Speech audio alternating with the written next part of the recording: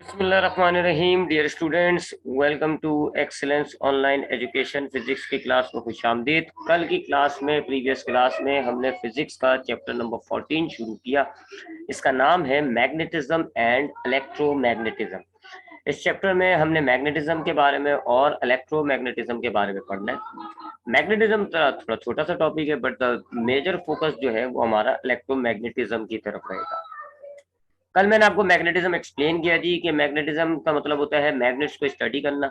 और मैग्नेट्स क्या होते हैं जी? आयरन, कोबाल्ट, निकल के कुछ ऐसे एलॉयज होते हैं कि जिनमें मैग्नेटिक प्रॉपर्टीज होती हैं, यानी कि ये मटेरियल्स दूसरे मैग्नेटिक मटेरियल्स को, आयरन को, कोबाल्ट को, निकल को या दूसरे मैग्नेट्स को अट्रैक्ट, रिपल कर रहे होते हैं।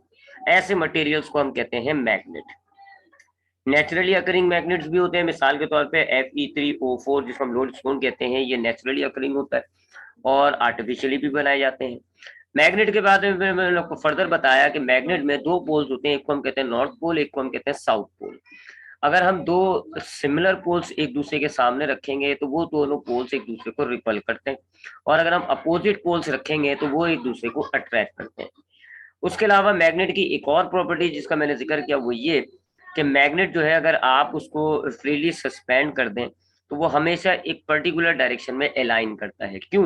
क्योंकि हमारी अर्थ की भी एक मैग्नेटिक फील्ड होती है और उस मैग्नेटिक फील्ड के हिसाब से अर्थ अपने आप को अलाइन कर लेता है।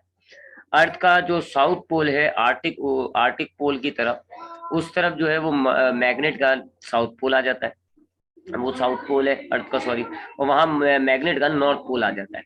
और जो एंटार्क्टिक ओशन की तरफ, जो हमारे एंटार्क्टिक जो कॉन्टिनेंट है उसकी तरफ हमारी अर्थ का नॉर्थ पोल होता है, तो मैग्नेट का उस तरफ साउथ पोल आ जाएगा। फिर हमने मैग्नेटिक फील्ड के बारे में बात करी। मैग्नेट के अराउंड जो स्पेस है जहां उसकी फोर्स पाई जा रही है, इसको आप कहते हैं मैग्नेटिक फील्ड। और हमने एक बार मैग्नेट की मैग्नेटिक फील्ड को विजुलाइज करा।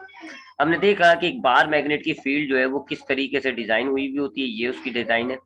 ये जो लाइंस होती हैं जिससे हम मैग्नेटिक फील्ड को रिप्रेजेंट कर रहे हैं, इन लाइंस को हम कहते हैं मैग्नेटिक लाइंस ऑफ इंडक्शन।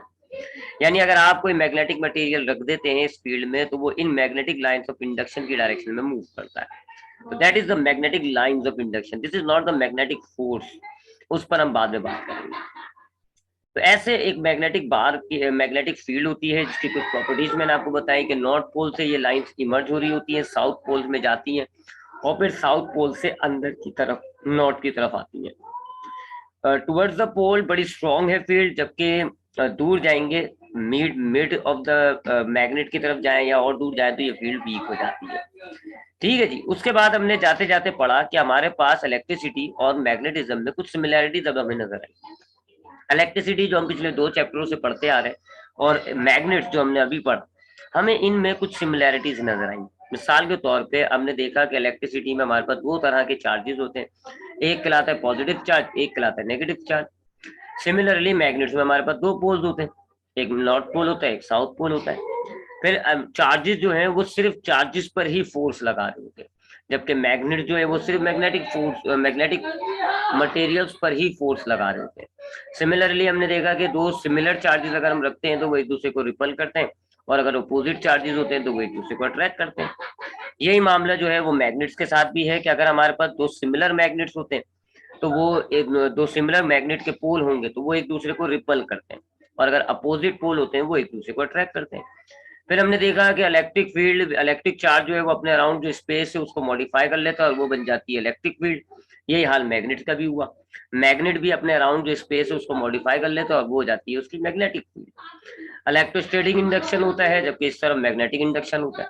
यानी कि अगर आप एक आपके पास चार्ज मटेरियल, एक चार्ज है और आप उसको एक न्यूट्रल मटेरियल से रब करते हैं तो वो जो न्यूट्रल मटेरियल है वो चार्ज हो जाता है। यही हाल मैग्नेट के साथ है। अगर आप एक मैग्नेटिक मटेरियल, एक मैग्नेट है और उसके साथ एक एक नॉर्मल मटेरियल को रखें, रब करें, तो वो भी जो है वो एक मैग्नेट बन जाता है। तो यहाँ ये साबित हो रहा है कि ये जो हमारे पास चार्जेस होते हैं, मैग्नेट्स होते हैं, इलेक्ट्रिसिटी है, मैग्नेटिज्म है, इनमें कुछ सिमिलैरिटीज हैं, कुछ सिमिलैरिटीज है। और हम जब हमने कई सब्जेक्ट में देखा है कि अगर सिमिलैरिटीज होती है ना वो चीजें कहीं ना कहीं जाके मिल रही होती हैं। जैसे अगर हम बायो की बात करें तो हम देखते हैं कि जी दो किस्म के ऑर्गेनिज्म से सिमिलर है, तो हमें पता है जी ये कहीं ना कहीं एवोल्यूशन के दौर में कहीं ना कहीं एक जैसे होते हैं, एक ही ऑर्गेनिज्म की औलादे होती है। जब दो बहन भाइयों को देखें, अगर आप दो आदमियों को देखें जी, वो काफी शक्लों में मिल रहे होते हैं, आप समझ जाते हैं जी कि ये कहीं ना कहीं मिल रहे होंगे। कहाँ से मिल रहे होते हैं? माँ बाप से मिल रहे होते हैं। तो सिमिलरली मैग्नेट्स और इलेक्ट्रिसिटी में हमें सिमिलैरिटीज नजर आ रही है। क्या पता ये दोनों एक ही चीज हो, क्या पता ये दोनों एक ही चीज के दो हिस्से हो। ठीक है, बहरहाल अभी हमने सिर्फ सिमिलैरिटीज नजर आ रही है। अब आते हैं इलेक्ट्रोमैग्नेटिज्म की तरफ।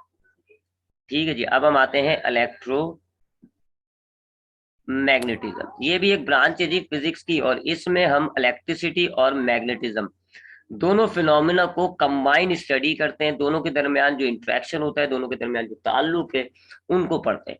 यानी इलेक्ट्रोमैग्नेटिज्म में आपने इलेक्ट्रिसिटी को भी डील करना होता है, प्लस मैग्नेटिज्म को भी डील करना होता है। यही चीजें देखते हैं जी कि इनमें क्या सिमिलैरिटीज है, और फिर अभी हम पढ़ेंगे, आपको नजर आएगा कि काफी सिमिलैरिटीज है। तो दोनों को कंबाइन स्टडी किया जाता है जी इन इलेक्ट्रोमैग्नेटिज्म में।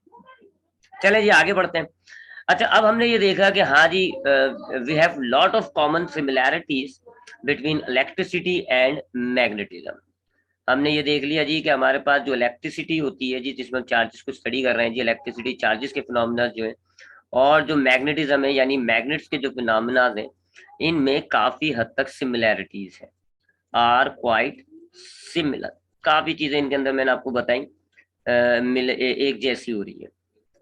फिर क्या होता है जी, एक साइंटिस्ट थे, यूनिवर्सिटी के प्रोफेसर थे, वो ऑस्टिड नाम था उनका। एक यूनिवर्सिटी के प्रोफेसर थे, ऑस्टिड नाम था।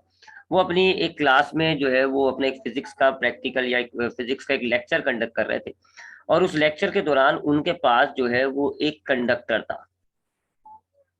ठीक है जी, मैं जरा बना देता हूँ कंडक्टर। तो ये जो ऑस्टिड साहब थे, ये अपना एक नॉर्मली जो है वो एक नॉर्मल सी क्लास ले रहे थे, और उस नॉर्मल सी क्लास के अंदर उनके पास एक जो है वो कंडक्टर था, और वहां साइड में उनके पास जो है एक कंपास भी पड़ा हुआ था। कंपास है और ये उसकी निडल है। अब हम जानते हैं कि ये जो हमारे पास कंडक्टर है ना, ये जो हमारे पास कंडक्टर है, इसमें चार्जेस मौजूद होते हैं। इसमें क्या होते हैं? इलेक्ट्रिक चार्जेस होते हैं जी। हमने पिछले दो चैप्टर में पढ़ा है कि हमारे पास जो है कंडक्टर्स में इलेक्ट्रिक चार्जेस पाए जाते हैं, और ये भी हम जानते हैं कि अगर इलेक्ट्रिक चार्जेस मूव होना शुरू हो जाए तो इसको हम करंट कहते हैं। सिमिलरली इलेक्ट्रिक चार्जेस हैं तो इस करंट के आसपास, इस कंडक्टर के आसपास कौन सी फील्ड होनी चाहिए? इलेक्ट्रिक फील्ड होनी चाहिए। सही कह रहा हूं ना?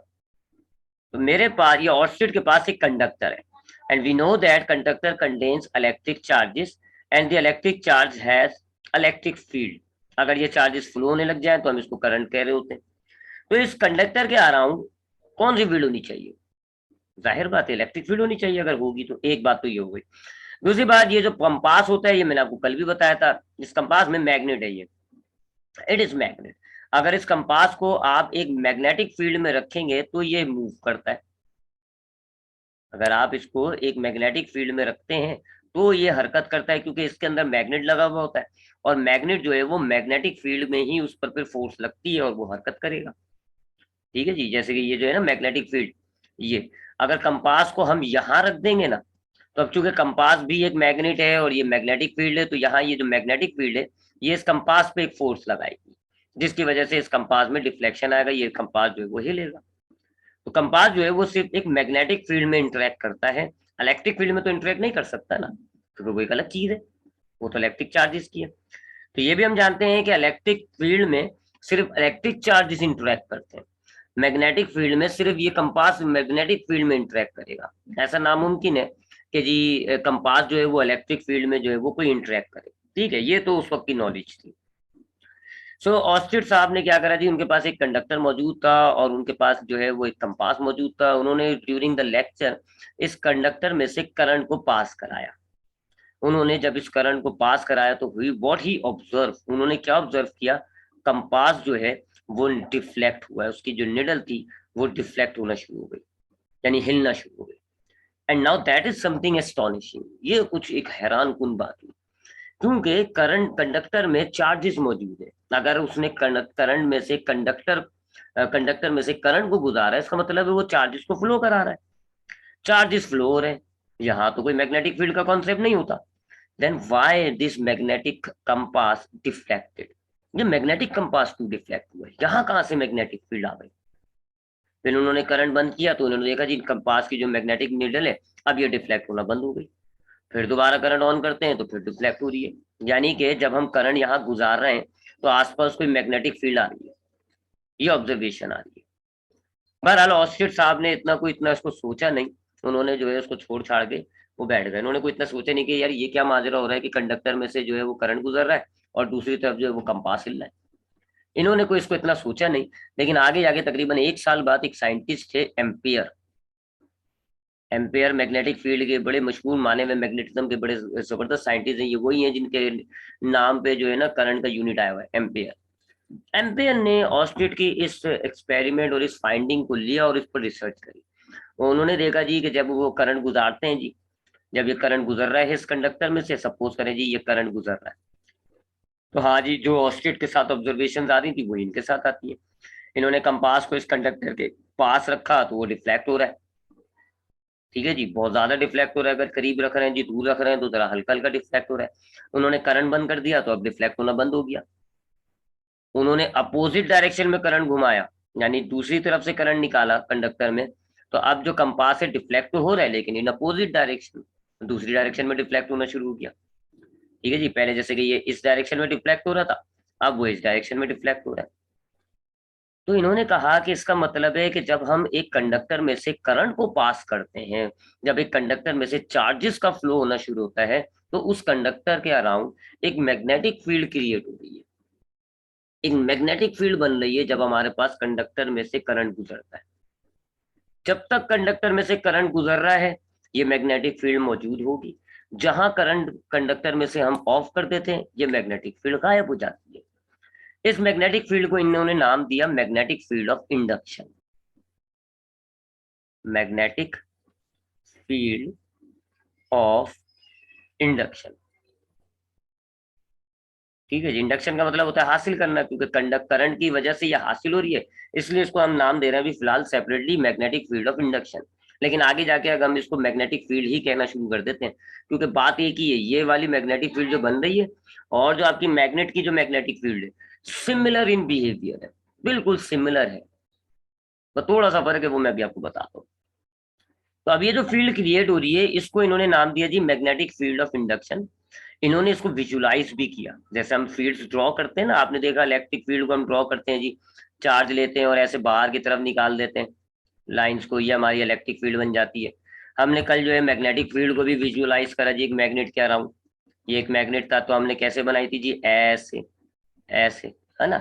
तो इसी तरह इन्होंने भी इस फील्ड को विजुलाइज किया। इन्होंने कहा जी, एक रूल दिया जिसको हम कहते हैं right hand rule, right hand rule. इस रूल के जरिए इन्होंने जो है इस फील्ड को विजुलाइज किया। क्या है जी राइट हैंड रूल? कि आप इस कंडक्टर को, ये जो कंडक्टर है जिसमें से करंट गुजर रहा है, आप इस कंडक्टर को अपने राइट हैंड में लपेट लें। आप इस अपने राइट हैंड को कंडक्टर में रख लें जी, यहाँ भी ये जो आपका उंगली है ना, यहाँ पे आ गया आपका कंडक्टर, यहाँ पे, यहाँ आप कंडक्टर को ना अपने राइट हैंड में ग्रिप कर लें। आपके अंगूठे की डायरेक्शन किस तरफ होनी चाहिए? जिस डायरेक्शन में करंट फ्लो हो रहा है। यानी अगर आपका करंट ऊपर की तरफ फ्लो हो रहा है तो आपका अंगूठा किस तरफ होना चाहिए? ऊपर की तरफ। अगर करंट नीचे की तरफ फ्लो हो रहा है तो आपके अंगूठे की डायरेक्शन कितनी किधर होनी चाहिए? नीचे की तरफ। तो आप अपने इस कंडक्टर को अपने राइट हैंड में रैप कर लें इस तरह कि आपका अंगूठा करंट की डायरेक्शन में होना चाहिए। तो जो अब आपकी उंगलियों की डायरेक्शन होगी ना, जो उंगलियों की डायरेक्शन होगी, that will be the direction of magnetic field of induction. It is represented by B. अब अगर राइट हैंड वाला एक्सपेरिमेंट करके देखें, तो अगर आपके पास एक कंडक्टर है, ये जैसे कि इस डायग्राम में ऊपर की तरफ करंट फ्लो हो रहा है, तो उस पर कैसे फील्ड बन रही है जी? ऐसी, एंटी क्लॉकवाइज। और अगर आपके पास कंडक्टर ऐसा है जी, नीचे की तरफ कंडक्टर है, यानी कंडक्टर है उसमें करंट नीचे की तरफ फ्लो हो रहा है, तो जब आप इसमें राइट हैंड रूल अप्लाई करेंगे तो आपको जो है वो क्लॉकवाइज फील्ड मिलेगी। तो ये जो मैग्नेटिक फील्ड ऑफ इंडक्शन है ये सर्किल्स की सूरत में है, सर्किल्स की सूरत में है। सर्किल का आपको पता है कोई स्टार्ट कोई एंड पॉइंट नहीं होता, गोल होती है जी, मुकम्मल कंटिन्यूअस होती है। तो सर्कुलर फील्ड नहीं है, सर्किल्स की शक्ल में, एक अंदर की तरफ सर्किल है, फिर थोड़ा सा बाहर की तरफ, फिर थोड़ा सा बाहर की तरफ, ऐसे सर्किल्स की शक्ल में है, जिसकी डायरेक्शन जो है वो आप राइट हैंड रूल से निकालेंगे। अगर कंडक्टर में ऊपर की तरफ करंट फ्लो हो रहा है तो ये एंटी क्लॉकवाइज होंगी, नीचे की तरफ फ्लो हो रहा है तो ये क्लॉकवाइज होंगी। That is the experiment of ampere. Ampere ने देखा कि अगर हम एक कंडक्टर में से करंट को फ्लो कराते हैं तो उसके अराउंड एक मैग्नेटिक फील्ड क्रिएट हो जाती है, उसको उसने नाम दिया मैग्नेटिक फील्ड ऑफ इंडक्शन। इसकी डायरेक्शन क्या होती है जी, परपेंडिकुलर होंगी, परपेंडिकुलर।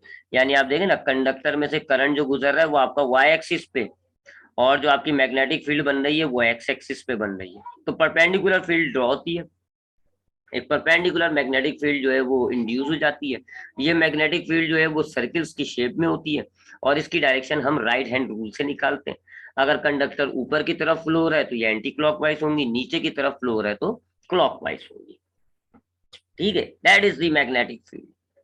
अब ये जो मैग्नेटिक फील्ड ऑफ इंडक्शन आ रही है, ये बिल्कुल बिहेवियर के एतबार से बिल्कुल हमारी जो जो परमानेंट मैग्नेट्स होते हैं उनकी फील्ड की तरह है। तो दो फर्क है, एक तो जरा शेप में फर्क नजर आ रहा होगा आपको, शेप में फर्क नजर आ रहा है ना, ये हमारी कुछ सर्कुलर शेप की आ रही है, जबकि मैग्नेट की बात करें तो मैग्नेट की फील्ड आप देखें जरा किस शेप की मैग्नेटिक फील्ड देखें, ये देखें इलेक्ट्रिक लाइंस जो है ना ये वही है, मैग्नेटिक लाइंस ऑफ इंडक्शन देखें किस शेप की आ रही है। एक ये फर्क नजर आ रहा है जी आपको भी मुझे भी, कि यहाँ पे जो मैग्नेटिक लाइंस ऑफ इंडक्शन आ रही है जी ये कैसी है, सर्किल्स की शेप में, जबकि ऊपर आपको कैसी नजर आ रही है जी, वो ऐसे नॉर्थ से साउथ, नॉर्थ से साउथ। एक ये, दूसरा ये टेम्पररी है, ये मैग्नेटिक फील्ड ऑफ इंडक्शन जो बन रही है ये टेम्पररी है, क्योंकि जब तक करंट गुजर रहा है ये मैग्नेटिक फील्ड मौजूद होगी, जहां हम करंट ऑफ कर देंगे ये मैग्नेटिक फील्ड गायब हो जाएगी, जबकि वो जो परमानेंट मैग्नेट है उनकी मैग्नेटिक फील्ड भी परमानेंट है। बस ये दो फर्क नजर आ रहे हैं मुझे, अदरवाइज दोनों की प्रॉपर्टी सेम है। यहाँ पर उसमें अगर आपके पास कोई लोहा, iron, copper, cobalt, nickel, magnet लाएंगे वो अट्रैक्ट रिपल होता है। इधर भी आप कंपास रखें, कोई iron, copper, iron, cobalt, nickel रखें, मैग्नेट रखें, तो वो भी अट्रैक्ट रिपल होना शुरू हो जाएगा। यानी एक लिहाज से आप यूं कह सकते हो कि आपका ये जो कंडक्टर है ये एक मैग्नेट बन गया है, it will be a magnet. ठीक है जी, तो आई होप यहाँ तक की बात क्लियर हो गई होगी कि एम्पेयर ने क्या एक एक्सपेरिमेंट किया था जी। एम्पेयर ने करा कि अगर आपके पास एक कंडक्टर होता है और उस कंडक्टर में से आप करंट को पास करते हैं तो उसके अराउंड एक मैग्नेटिक फील्ड क्रिएट हो जाती है, उस फील्ड को अभी हमने नाम दिया मैग्नेटिक फील्ड ऑफ इंडक्शन। ठीक है जी, मैग्नेटिक फील्ड नहीं कह सकते, वजह यह है कि मैग्नेटिक फील्ड जो है वो एक और क्वांटिटी के लिए नाम रखा गया है, एक और क्वांटिटी है जो आप अभी नहीं हायर क्लासेस में पढ़ेंगे, उस क्वांटिटी के लिए नाम है मैग्नेटिक फील्ड। लेकिन आप बोल भी दें कोई इशू नहीं आता, इशू नहीं होता, जैसे हमने कहा है ना पॉजिटिव नेगेटिव करंट होते हैं लेकिन हम कोई भी चला लें ऐसे।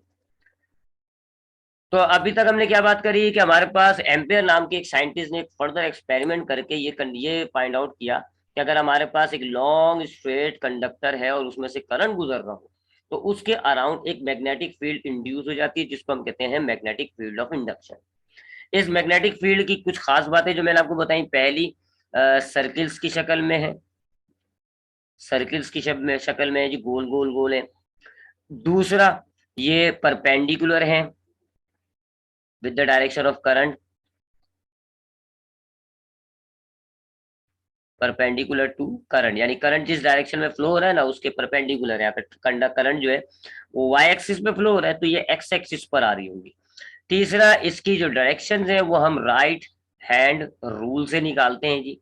अगर करंट जो है वो ऊपर की तरफ फ्लो हो रहा होगा तो एंटी क्लॉकवाइज होंगी, नीचे की तरफ फ्लो हो रहा होगा तो क्लॉकवाइज होंगी।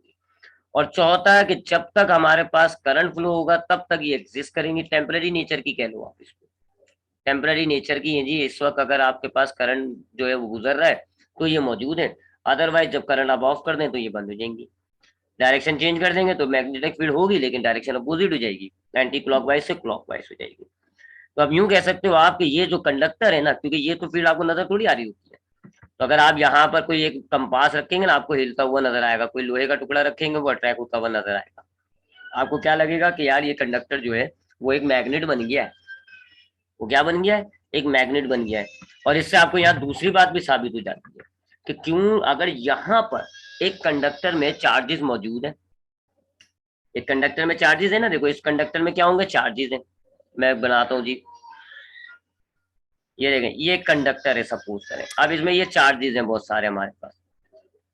अभी इसमें चार्जेस है जी स्टेशनरी है, रुके हुए, तो अभी ये सिर्फ एक नॉर्मल कंडक्टर है, ठीक है ना, इसमें से कोई इसके अराउंड मैग्नेटिक फील्ड होगी नहीं, क्योंकि ये स्टेशनरी चार्जेस है रुके में। अब ये सारे चार्जेस को हमने फ्लो करा दिया जी, पोटेंशियल डिफरेंस लगाया इस पे हमने, और ये सारे चार्जेस जो है वो एक पर्टिकुलर डायरेक्शन में फ्लो होना शुरू हो गए। तो अब जब मूविंग चार्जेस हमारे पास हो गए, अब ये स्टेशनरी चार्जेस नहीं रहे, अब ये क्या है जी, मूविंग चार्जेस, करंट से बन गया। तो जब हम कंडक्टर में करंट पास आउट करते हैं, इसका मतलब है कि अंदर जो चार्जेस हैं वो मोशन में आ जाते हैं, चार्जेस मूव हो रहे हैं। तो अब ये मूविंग चार्ज जो है, अब इसके अराउंड ये आपकी मैग्नेटिक फील्ड आ जाएगी, ठीक है ना, क्योंकि मूविंग चार्ज का मतलब करंट हो गया, करंट की वजह से मैग्नेटिक फील्ड बन गई। तो अब ये मूविंग चार्ज की वजह से आपका जो है ये कंडक्टर क्या हो जाएगा, एक मैग्नेट बन गया, it will become a magnet, क्योंकि इसके अराउंड एक मैग्नेटिक फील्ड आ गई, और मैग्नेटिक फील्ड किसके अराउंड होती है, मैग्नेट के अराउंड होती है ना। तो अब ये क्या हो जाएगा, एक मैग्नेट हो जाएगा। तो इसका मतलब है मैग्नेट में भी यही मामला होना चाहिए, सही कह रहा हूँ। इसका मतलब ये है कि ये जो हमारे मैग्नेट्स होते हैं ना, permanent magnet, north pole south pole, इनमें भी चार्जेस पाए जाते हैं, और वो चार्जेस मोशन में होते हैं, बस वो इतना हल्का मोशन होता है, हमें महसूस नहीं हो रहा होता, हम हाथ लगाएंगे हमें महसूस नहीं होगा। लेकिन ये जो मैग्नेट्स हैं, इनमें भी चार्जेस मौजूद हैं, और वो चार्जेस रुके हुए नहीं है। अगर वो रुके हुए होते, स्टेशनरी होते, तो यकीन माने इस मैग्नेट के अराउंड कोई मैग्नेटिक फील्ड नहीं होती, और ये बिल्कुल एक कंडक्टर की तरह हुआ होता।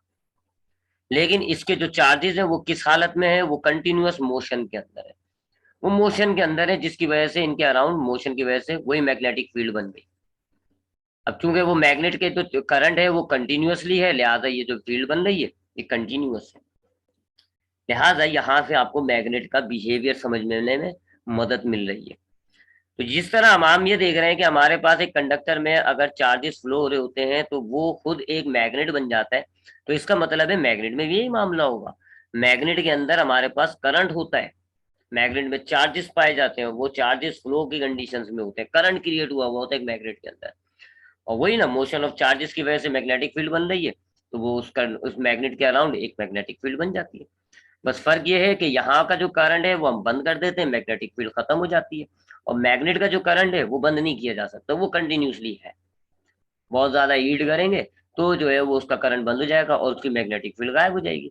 लेकिन आमतौर पर आपका जो मैग्नेट है उसके अंदर से करंट जो है, चार्जेस जो है वो कंटिन्यू फ्लो हो रहे हैं, लिहाजा उसकी जो मैग्नेटिक फील्ड है वो कंटिन्यूसली बनी हुई है। और शेप का फर्क है वो सोलेनोइड में आपको नजर आ जाएगा, वो अभी हम सोलेनोइड पढ़ेंगे आपको नजर आ जाएगा। यकीन माने मैग्नेट का भी, ये जो मैग्नेट है ना, ये जो मैग्नेट है इसका भी मामला वही है कि इसकी फील्ड भी वही है, सर्कुलर सी है, वो मिल करना वो इस शेप की बन रही है, वो हम सोलेनोइड पढ़ेंगे, खुद समझ में आ जाएगा आपके। तो इसका मतलब है ये एक कंप्लीटली मैग्नेटिक फील्ड हो जाती है, that B is called a magnetic field, ये बिल्कुल मैग्नेटिक फील्ड है। अब हमें समझ में आया कि एक मैग्नेट जो है वो अपने अराउंड मैग्नेटिक फील्ड कैसे बना रहा है, कैसे बना रहा है वो, उसके अंदर चार्जेस फ्लो हो रहा है, जिसकी वजह से करंट बना हुआ है अंदर, और उस करंट की वजह से मैग्नेटिक फील्ड आई हुई है। बिल्कुल इसी तरीके से अगर आप कंडक्टर लें और उसमें से चार्जेस गुजारें, तो वो भी एक परमानेंट मैग्नेट की तरह अपने अराउंड एक मैग्नेटिक फील्ड बना लेगा। उस मैग्नेटिक फील्ड को आप कहोगे मैग्नेटिक फील्ड। अब तो आप मैग्नेटिक फील्ड बोले, मैग्नेटिक फील्ड ऑफ इंडक्शन बोले, बात तो एक ही है।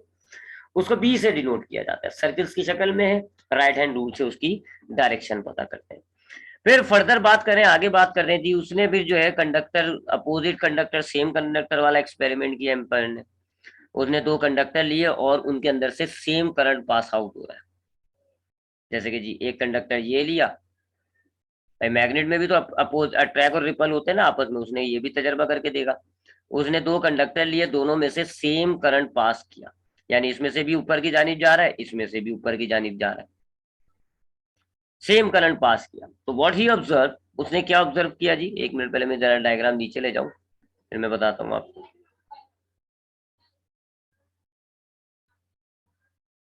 हम्म। तो जब वो सेम करंट यानी कि सेम डायरेक्शन में जब करंट फ्लो हो रहा होता है, तो वो क्या करता है जी, वो उसने क्या देखा जी, अब यहाँ थोड़ा सा मैग्नेट या चार्जेस से थोड़ा अपोजिट होता है। हम जानते हैं कि चार्जेस में अगर सेम चार्जेस होते हैं तो वो एक दूसरे को रिपल करते हैं, लेकिन यहाँ सेम चार्जेस नहीं है, सेम करंट है, तो यहाँ पर वो एक दूसरे को रिपल नहीं करेंगे, अट्रैक्ट करेंगे, दिस विल अट्रैक्ट।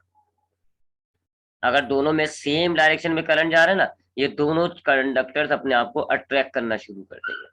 इसी तरीके से अगर एक में आप करंट ऊपर की तरफ कर दें और दूसरे कंडक्टर में आप जो है वो करंट नीचे की तरफ कर दें, यानी अपोजिट डायरेक्शन में आ रहा है, ठीक है, यानी कि इस कंडक्टर में आप समझ लो ऊपर की तरफ फ्लो हो रहा है करंट, और इस कंडक्टर में जो है वो नीचे की तरफ फ्लो हो रहा है। तो अब डिफरेंट डायरेक्शंस में जब करंट आ रहा होता है तो वो एक दूसरे को रिपल करने लग जाते हैं। वाई जी, ऐसा बिहेवियर क्यों है जी, लेट मी एक्सप्लेन यू। अब ये ऊपर वाला कंडक्टर है जी, तो इसकी मैग्नेटिक फील्ड अगर हम बनाए तो ऊपर की तरफ है, तो इसकी मैग्नेटिक फील्ड कैसे होगी जी, ऐसे, एंटी क्लॉकवाइज। और इसकी भी मैग्नेटिक फील्ड कैसे होगी जी, ऐसे ही, एंटी क्लॉकवाइज। ठीक है जी, ये इसकी मैग्नेटिक फील्ड की डायरेक्शन होगी। दोनों में सेम डायरेक्शन में करंट जा रहा है, लिहाजा दोनों की मैग्नेटिक फील्ड कैसी है जी, सेम डायरेक्शन की, यानी कि एंटी क्लॉकवाइज। अब बीच के हिस्से में देखें आप, इन हिस्सों में देखें दोनों कंडक्टर के बीच में, दोनों फील्ड सेम डायरेक्शन में है, यानी ये फील्ड भी इस डायरेक्शन में है, ये वाली फील्ड भी इस डायरेक्शन में। हम जानते हैं जी कि जब दो फोर्सेस एक ही डायरेक्शन में होती हैं तो वो एक दूसरे को जो है वो यानी कि एक दूसरे को इंटेंसिफाई करती हैं, है ना। आपसे कहा जाए जी कि ये एक आपके पास ऑब्जेक्ट है, इस डायरेक्शन में फोर्स लगाओ, दूसरी फोर्स भी इसी डायरेक्शन में फोर्स लगाओ, तो अब रिजल्टेंट फोर्स क्या होगी, दोनों ऐड हो जाती है, रिजल्टेंट फोर्स बढ़ जाता है ना, इफेक्ट। दो बंदे एक ही डायरेक्शन में फोर्स लगाएं तो फिर फोर्स ज्यादा हो जाती है, इफेक्ट बढ़ जाता है। तो यहाँ क्या हो रहा है जी, आपके पास जब दो सेम डायरेक्शन में करंट फ्लो हो रहा है, तो बीच में, उनके बीच में जो मैग्नेटिक फील्ड है उनकी सेम डायरेक्शन बन रही है, दोनों जो है वो टूवर्ड्स द राइट साइड है, दोनों की डायरेक्शन सेम है। तो अब यहाँ ये दोनों जो है वो ऐड हो जाएंगी, यहाँ पर जो फील्ड की स्ट्रेंथ है वो बढ़ जाएगी, निस्बतन साइड हो गई, यहाँ पर वीक हो जाएगी, यहाँ पे स्ट्रॉन्ग। तो यहाँ स्ट्रॉन्ग हो रही है फील्ड, यहाँ वीक है जी साइडों में, क्योंकि एक सिंगल सिंगल डायरेक्शन है। तब स्ट्रॉन्ग हो गई तो ये क्या करेंगे, एक दूसरे को अट्रैक्ट कर लेंगे। ठीक है। सिमिलरली अगर हम नीचे वाला मामला देखें, जब वो रिपल कर रहे थे, तो अब इसकी डायरेक्शन जो है वो ऐसे हो गई जी, एंटी क्लॉकवाइज, और इसकी डायरेक्शन जो है वो क्लॉकवाइज हो गई, इसकी डायरेक्शन जो है वो ऐसे हो गई, क्लॉकवाइज। अब अगर आप बीच के रीजन में देखें तो इस तरफ से मैग्नेटिक फोर्स ऐसी बन रही है, इधर से जो है वो ऐसी बन रही है, अपोजिट डायरेक्शन में। तो जब अपोजिट होते हैं तो हम जानते हैं जी कैंसिल किया जाता है, जब अपोजिट होती है तो कैंसिल होते हैं एक दूसरे को, एक दूसरे, ये दोनों फील्ड बीच में से एक दूसरे को कैंसिल आउट करेंगे। तो यहाँ से जब कैंसिल आउट होंगी, यहाँ बीच में इनके पीक की आ जाएगी फोर्स, वीक हो जाएगी, फील्ड वीक हो जाएगी।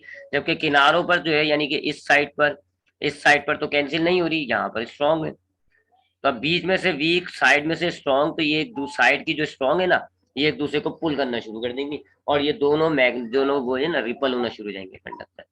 तो ये रीजन है, ये भी जो है वो मैग्नेटिक ही इफेक्ट को साबित कर रहा है ना, ये जो मैग्नेटिक इफेक्ट है करंट का। यहाँ पर भी हमने यही चीज दिखाई हुई, देखें जी सेम डायरेक्शन में। अच्छा एक बात याद रखिएगा, अभी यहाँ पे आप 3 डायमेंशन के वेक्टर्स बनाओगे, अभी आप देखोगे, हमने पढ़ा जी 3 डायमेंशन होती हैं, एक ये होती है एक्स एक्सिस, एक आप इसको ऐसे बना लेते हो जी वाई एक्सिस, और एक ये बाहर निकलती हुई या अंदर निकलती हुई होती है, इसको आप कहते हैं जेड एक्सिस, है ना। एक्स एक्सिस का मतलब है चौड़ाई, वाई एक्सिस का मतलब है लंबाई, और जेड का मतलब क्या है, कागज से बाहर निकल रही है या कागज के अंदर जा रही है।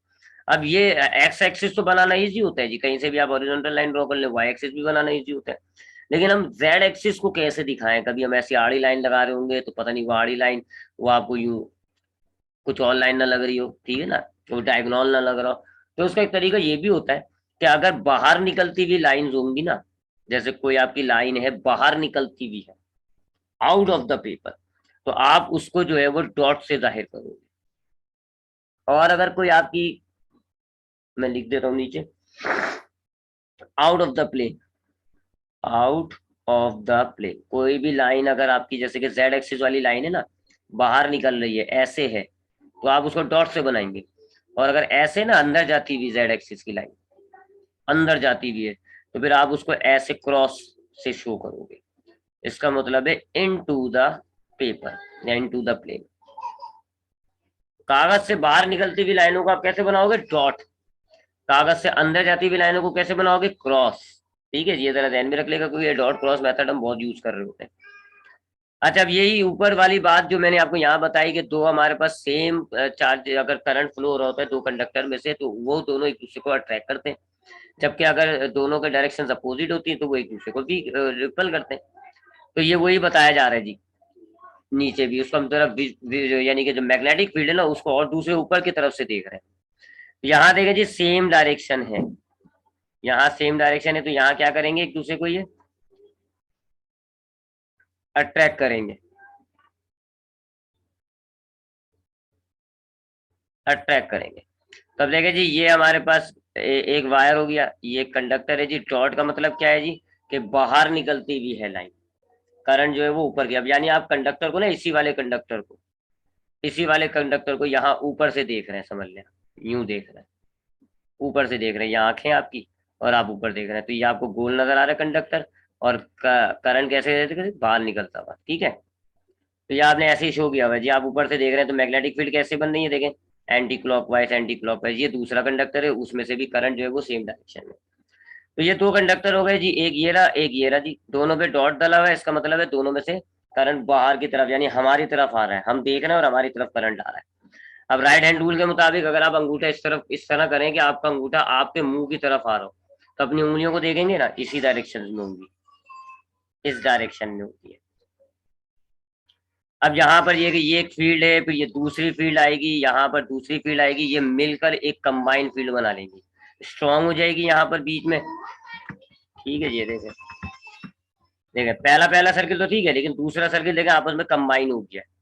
कंबाइन का मतलब है ना, दोनों फील्ड कंबाइन हो रही है, एक दूसरे को अट्रैक्ट करने लग जाएंगी, तो यहाँ से आपका जो वायर है वो जरा मजबूत हो जाएगा, यहाँ से जो ना मैग्नेटिक फील्ड स्ट्रॉन्ग हो जाएगी, एस टी मतलब स्ट्रॉन्ग, तो अब ये क्या करेंगे, एक दूसरे को अट्रैक्ट। जबकि इस केस में देखें आपके पास ये एक कंडक्टर है, क्रॉस का मतलब है जी अंदर जा रही है करंट, करंट कैसा है, अंदर जा रहा है, जबकि यहाँ पे डॉट का मतलब क्या है जी, करंट बाहर आ रहा है।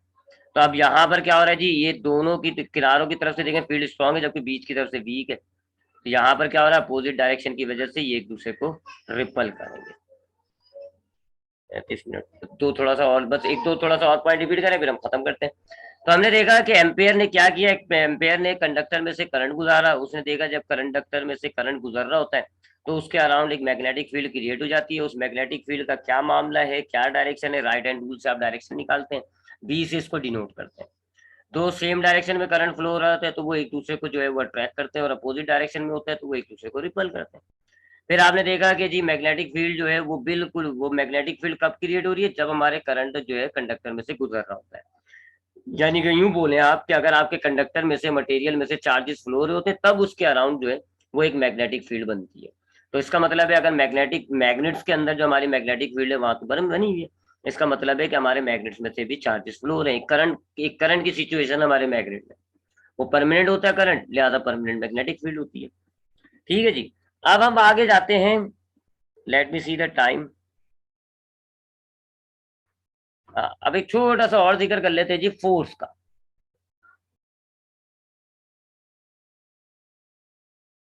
Force on a moving charge in a magnetic field.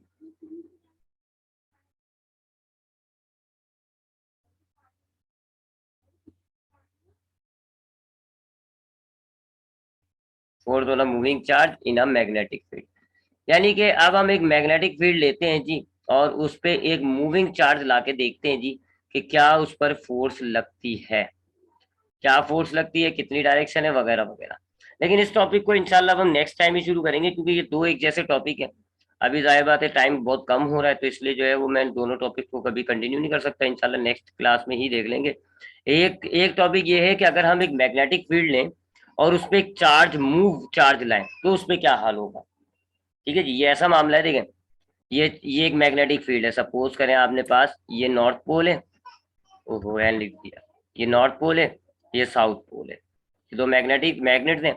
अब हमें पता है जी नॉर्थ से साउथ की तरफ फील्ड आती है, तो ये फील्ड आ रही होगी जी इसकी, ये मैग्नेटिक फील्ड हो गई, ठीक है जी, ये मैग्नेटिक फील्ड की डायरेक्शन हो गई, ठीक है जी। अब अगर इसमें एक चार्ज रुका हुआ होगा ना, उस पर कोई फोर्स नहीं लगेगी, क्यों, क्योंकि रुके हुए चार्ज में मैंने आपको बताया ना, चार्ज अगर चलता हुआ होगा तो उसमें मैग्नेटिक फील्ड होती है, रुके हुए चार्ज में नहीं, तो इसकी कोई मैग्नेटिक फील्ड नहीं होगी, ना ही वो इस मैग्नेटिक फील्ड से इंटरेक्ट करेगी, लिहाजा इस पर कोई फोर्स नहीं लगेगी। लेकिन यही चार्ज अगर मोशन में है, न्यू मूव होता हुआ आ रहा है, ये इसकी वेलोसिटी की डायरेक्शन है। अब मूविंग है ना, अब हमें ये पता है कि जी एक मूव करता हुआ चार्ज है, उसके अराउंड एक मैग्नेटिक फील्ड होती है उसकी अपनी, जिसको हम कहते हैं मैग्नेटिक फील्ड ऑफ इंडक्शन, मैंने अभी आपको बहुत बताया। ये बात याद रखिएगा, स्टेशनरी चार्ज पे कोई फील्ड नहीं होती मैग्नेटिक फील्ड, स्टेशनरी चार्ज है ना, रुका हुआ चार्ज है, उसके पास कोई मैग्नेटिक फील्ड नहीं है। हाँ मूविंग चार्ज होगा ना, उसमें होगी, वही हमने देखा ना अभी, कंडक्टर में से जब करंट गुजर रहा था तब मैग्नेटिक फील्ड आ रही थी, जब करंट नहीं गुजर रहा था तब मैग्नेटिक फील्ड नहीं थी, क्योंकि जब करंट नहीं गुजर रहा था चार्ज उस वक्त स्टेशनरी थे, कोई मैग्नेटिक फील्ड नहीं थी। जब मूव कर रहा होगा तब उसके अराउंड एक मैग्नेटिक फील्ड होगी। तो अगर आप एक नॉर्मल चार्ज रख दो ना अंदर जो मूव ना कर रहा हो, वो स्टेशनरी, उसकी कोई मैग्नेटिक फील्ड नहीं होगी, ना ही वो इस मैग्नेटिक फील्ड के अंदर इंटरेक्ट करेगा। लेकिन अगर एक मूविंग चार्ज आपका इस मैग्नेटिक फील्ड में आए, तो अब इस मूविंग चार्ज की अपनी एक मैग्नेटिक फील्ड होगी। जैसे कि सपोज करें जी यहाँ आ गया ये मूविंग चार्ज, तो अब इसकी एक अपनी मैग्नेटिक फील्ड होगी जो इस मैग्नेटिक लाइंस ऑफ फोर्स से इंटरेक्ट करेंगी, यानी कि ऐसी हो जाएंगी ये मैग्नेटिक लाइंस ऑफ फोर्स में, देखो ऐसी हो जाएंगी, ये चार्ज है, ये उसकी मैग्नेटिक फील्ड है, और अब ये उस मैग्नेटिक लाइंस के साथ इंटरेक्ट कर रही है, जिससे उसने थोड़ा थोड़ा सा दूर कर दिया है। इंटरेक्शन नजर आ रहा है ना आपको? तो अब इस इंटरेक्शन की वजह से आपकी ये वाली जो मैग्नेटिक फील्ड है ना, परमानेंट मैग्नेटिक फील्ड, ये इस चार्ज पर एक फोर्स लगाएगी। इंटरेक्शन की वजह से जैसे मैग्नेट एक मैग्नेट पर फोर्स लगाता है, ऐसे फोर्स लगाएगी। वो फोर्स क्या होगी, किन चीजों पर डिपेंड करेगी, उस पर इंशाल्लाह अब हमने नेक्स्ट क्लास पे डिस्कशन करना है। ठीक है जी। अब